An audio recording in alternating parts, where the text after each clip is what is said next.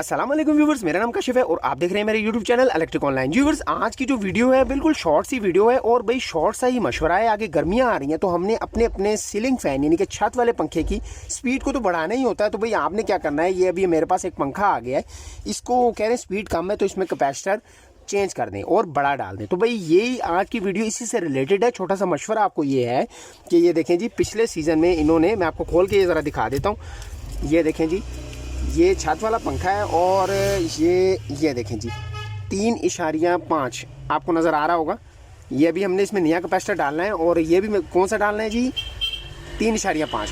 तो उन्होंने क्या कहा भाई कि इसके अंदर आप बड़ा कैपेसिटर डाल दें यानी कि 4.5 का। तो हमने इसकी स्पीड बढ़ानी है। तो भाई ऐसा बिल्कुल नहीं करना आपने अगर अपने पंखे की स्पीड को बढ़ाना है तो भाई ये जो 3.5 कैपेसिटर लगा हुआ है, ये एक सीज़न चल के इसकी जो है वो जो कैपेसिटी है वो वीक हो गई है। अगर आप चाहते हैं इसकी स्पीड बढ़ाना तो भाई आप सेम कैपेसिटी का ही कैपेसिटर आपको लगाना पड़ेगा। हाँ, अगर किसी और कंपनी का रिलेटेड चाहते हैं, अच्छी कंपनी का लगा सकते हैं, लेकिन 3.5 से ज़्यादा आपने बड़ा नहीं लगाना। उससे क्या होगा, इसकी जो अंदर मोटर है, इसकी वाइंडिंग है, उस पर इफेक्ट पड़ेगा। आपका पंखा जहाँ 3 से 5 साल चलना है वो साल भी नहीं चलेगा, एक सीज़न भी नहीं चलेगा और ख़राब हो जाएगा। भाई ये छोटा सा मशवरा मैंने सोचा आप दोस्तों को दे दूँ, क्योंकि कंपनी की तरफ से जो पंखा आता है भाई वो तो 2.5 का कैपेसिटर लगा हुआ आता है, उसके साथ 2.5 का कैपेसिटर लगा हुआ आता है। तो पहले तो भाई आपने उसी को मेंटेन रखना है, उसके बाद 3.5 की तरफ आना है और इससे आगे नहीं जाना। 3.5 से ज़्यादा आगे नहीं जाना, 4.5 की तरफ आपने बिल्कुल भी नहीं जाना, क्योंकि उससे आपकी मोटर इफेक्ट होगी।